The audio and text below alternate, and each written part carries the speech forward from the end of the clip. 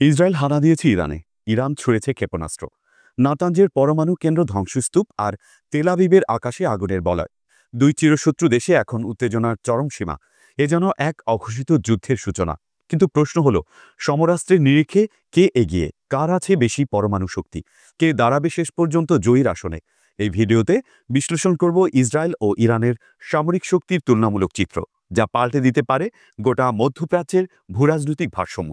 জানুন, কে আসল middle east পাওয়ার, Israel না ইরান?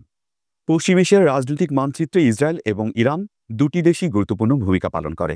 এই দুই দেশের মধ্যে দীর্ঘদিনের শত্রুতা এবং সামরিক প্রতিযোগিতা বিশ্বের নজর কেড়েছে। বিশেষ করে পরমাণু অস্ত্র তৈরির প্রশ্নে ইরানের সাথে ইসরায়েলের সংঘাত সম্প্রতি নতুন মাত্রা পেয়েছে। আজকের এই আলোচনায় আমরা বিশ্লেষণ করব, সামরিক শক্তির দিক থেকে কে এগিয়ে, ইসরায়েল না ইরান? তাদের অস্ত্রাগারে কি কি আছে, এই সংঘাতের ফলাফল কি হতে পারে এবং এর প্রভাব পশ্চিম এশিয়া এবং বিশ্বের উপর কিভাবে পড়বে?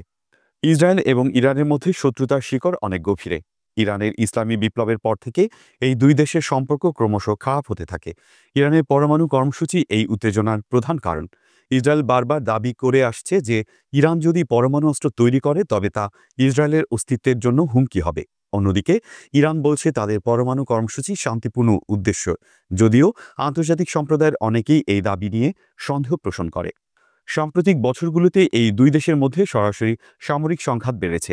ইসরায়েল ইরানের পরমাণু কেন্দ্র এবং সামরিক ঘাঁটিগুলোতে হামলা চালিয়েছে, আর ইরান পাল্টা ক্ষেপণাস্ত্র হামলার মাধ্যমে জবাব দিয়েছে। এই সংঘাত শুধু পশ্চিম এশিয়ার মধ্যেই সীমাবদ্ধ নয়, এর প্রভাব বিশ্ব রাজনীতিতেও পড়ছে। এই সংঘাতের কেন্দ্রে রয়েছে দুই দেশের সামরিক শক্তি।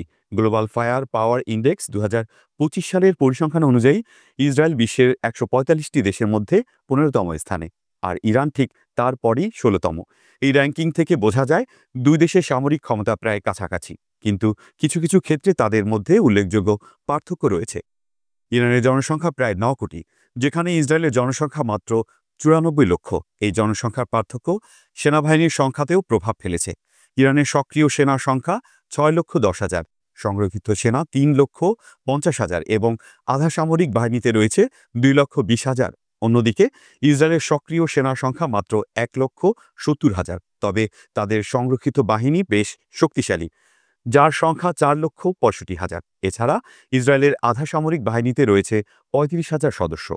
জনশক্তির দিক থেকে ইরান স্পষ্টতই এগিয়ে, তবে ইসরায়েলের সেনাবাহিনী প্রযুক্তি এবং প্রশিক্ষণের দিক থেকে অনেক বেশি উন্নত। ইসরায়েলের ডিফেন্স ফোর্স IDF বিশ্বের অন্যতম সুশৃঙ্খল এবং দক্ষ বাহিনী হিসেবে পরিচিত। তাদের প্রশিক্ষণ এবং কৌশলগত দক্ষতা ইরানের তুলনায় অনেক উন্নত। প্রতিরক্ষা খাতে ব্যয়ের দিক থেকে ইসরায়েল ইরানের তুলনায় অনেক এগিয়ে। ইসরায়েল প্রতি বছর প্রতিরক্ষার জন্য খরচ করে প্রায় 3,050 কোটি টাকা, যেখানে ইরানের ব্যয় 1,545 কোটি টাকা। এই বাজেটের পার্থক্য ইসরায়েলকে উন্নত প্রযুক্তি এবং অস্ত্র কেনার সুযোগ দিয়েছে। বিশেষ করে মার্কিন যুক্তরাষ্ট্রের কাছ থেকে ইসরায়েল প্রচুর আর্থিক এবং সামরিক সহায়তা পায়, যা তাদের সামরিক শক্তিকে আরও মজবুত করেছে। আকাশযুদ্ধে ইসরায়েলের শ্রেষ্ঠত্ব অনস্বীকার্য। তাদের কাছে 611টি সামরিক বিমান রয়েছে, যার মধ্যে 240টি লড়াকু জেট। এর মধ্যে রয়েছে বিশ্বের অন্যতম উন্নত যুদ্ধবিমান F-35, যা মার্কিন যুক্তরাষ্ট্র থেকে কেনা। 2023 সালে ইসরায়েল 36টি F-35 কিনেছে এবং আরও 75টির বরাত দিয়েছে। তাছাড়া তাদের কাছে 14টি এরিয়াল ট্রাঙ্কার ও 147টি হেলিকপ্টার রয়েছে, যার মধ্যে 48টি হামলাকারী কপ্টার। অন্যদিকে ইরানের বিমান বাহিনীতে 551টি সামরিক বিমান রয়েছে, যার মধ্যে 188টি লড়াকু জেট। তবে তাদের বিমানগুলোর বেশিরভাগই পুরনো প্রযুক্তির এবং আধুনিক যুদ্ধবিমানের সংখ্যা ইসরায়েলের তুলনায় অনেক কম। ইরানের কাছে মাত্র 6টি এরিয়াল ট্যাঙ্কার এবং 128টি হেলিকপ্টার রয়েছে, যার মধ্যে 13টি হামলাকারী। এই পরিসংখ্যান থেকে স্পষ্ট যে আকাশযুদ্ধে ইসরায়েলের শক্তি অনেক বেশি। স্থলযুদ্ধে ইরানের শক্তি বেশি। তাদের কাছে 1,713টি ট্যাঙ্ক এবং 65,825টি সামরিক গাড়ি রয়েছে। এছাড়া ইরানের কাছে 2,070টি চাকাবিহীন কামান এবং 1,517টি মাল্টি ব্যারেল রকেট লঞ্চার রয়েছে।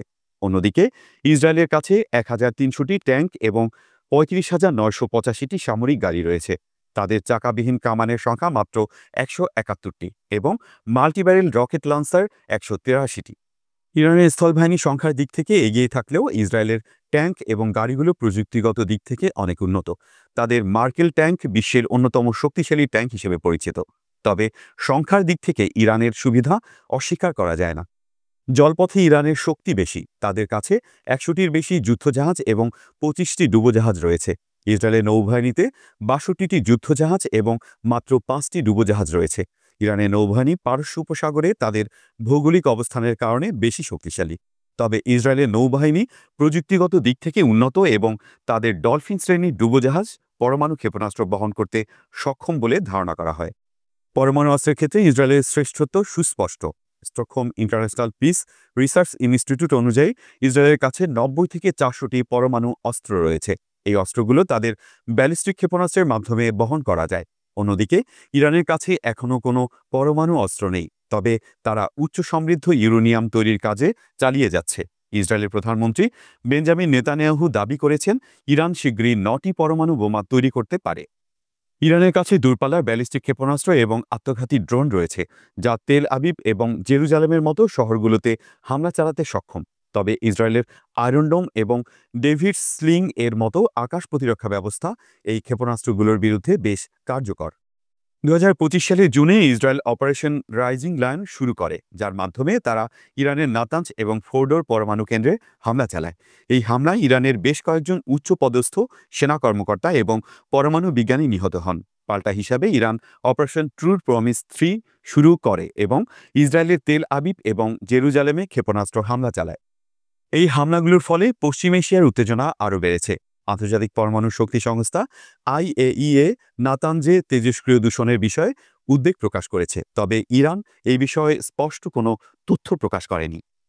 ইসরায়েল ইরান সংঘাত শুধু এই দুই দেশের মধ্যে সীমাবদ্ধ নয়। ইরানের সমর্থনে ইয়েমেনের হুথি বিদ্রোহীরা ইসরায়েলের উপর ক্ষেপণাস্ত্র হামলা চালিয়েছে। পাল্টা হিসেবে ইসরায়েল হুথিদের বিরুদ্ধে ব্যবস্থা নিয়েছে।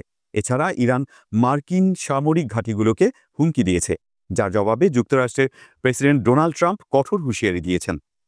ভারত এই পরিস্থিতিতে শান্তি বজায় রাখার বার্তা দিয়েছে, তবে পশ্চিম এশিয়ার এই উত্তেজনা তেলের দাম এবং আন্তর্জাতিক বাণিজ্যের উপর প্রভাব ফেলতে পারে, যা বাংলাদেশের মতো দেশের অর্থনীতির জন্য উদ্বেগের কারণ। সামরিক শক্তির বিচারে ইসরায়েল এবং ইরানের মধ্যে কঠিন প্রতিযোগিতা রয়েছে। ইসরায়েলের শ্রেষ্ঠত্ব আছে আকাশযুদ্ধে এবং পরমাণু অস্ত্রে। তাদের প্রযুক্তি এবং মার্কিন সমর্থন তাদের শক্তিশালী করেছে।